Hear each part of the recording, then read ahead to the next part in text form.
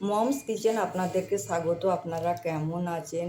এই রোজা ইফতারি করার জন্য গিমে শাকের পেঁয়াজির রেসিপি বানাবো। সারাদিন রোজা করে গিমে শাকের তেতো তেতো পেঁয়াজি খেতে খুবই ভালো লাগবে। আর গিমে শাক তো শরীরের জন্য খুবই ভালো।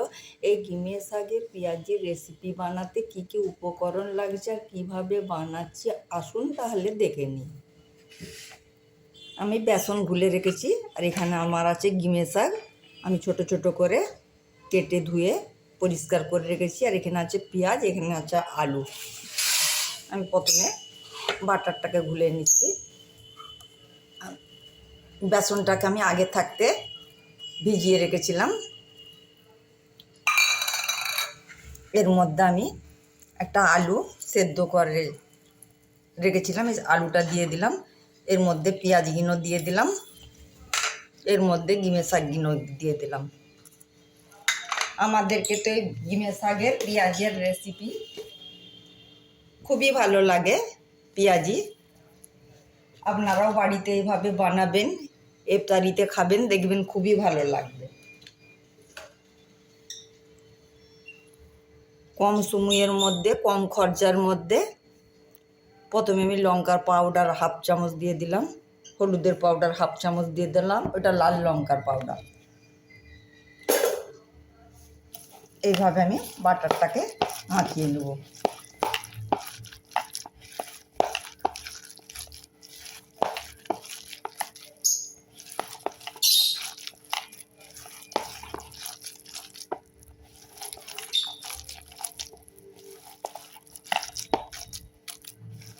বাটারটা আমার মাখানো হয়ে গিয়েছে।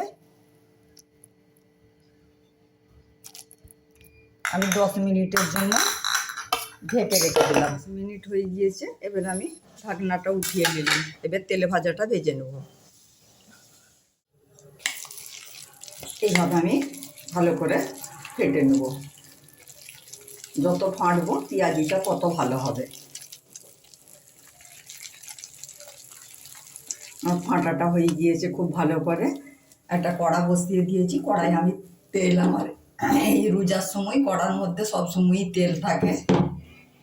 তেলটা আমার গরম হয়ে গিয়েছে। এবার আমি গিমে শাকের পেঁয়াজিগুলো আস্তে আস্তে এইভাবে তেলের মধ্যে দিয়ে দিলাম।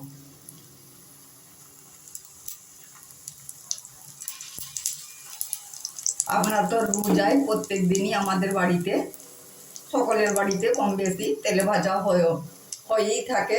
তো একদিন এই গিমে শাকের পেঁয়াজি খাবেন, দেখবেন যে খুবই ভালো লাগছে।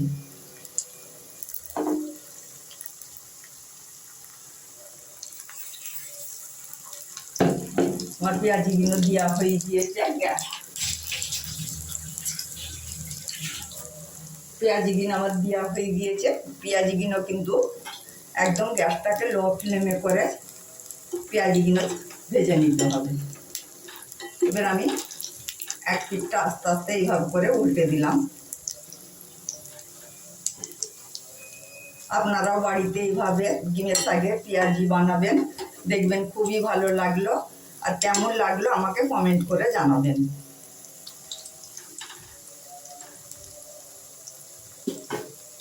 গ্যাসটা লো ফ্লেমে করে আমি এই পেঁয়াজিগুলো আস্তে আস্তে এইভাবে ভেজে নেব। গিমে শাকের পেঁয়াজিগুলো পুরো হয়ে গিয়েছে। এবার আমি তেল থেকে আস্তে আস্তে উঠিয়ে নিলাম। বাকিগুলো এইভাবে করেই করে নেব। আমার গিমে শাকের পেঁয়াজিটা পুরো রেডি। আমার ভিডিওটা যদি আপনাদেরকে ভালো লেগে থাকে আপনারা আমাকে লাইক, কমেন্ট, শেয়ার করবেন। আমার চ্যানেলটা আপনারা সাবস্ক্রাইব করে দিবেন, তাতে আমার নতুন নতুন রেসিপিগুলো সহজেই আপনাদের কাছে পৌঁছে যাবে। আর আপনাদের কাছে আমার অনেক অনেক ভালোবাসা দোয়া রইল। আপনারা ভালো থাকবেন, সুস্থ থাকবেন।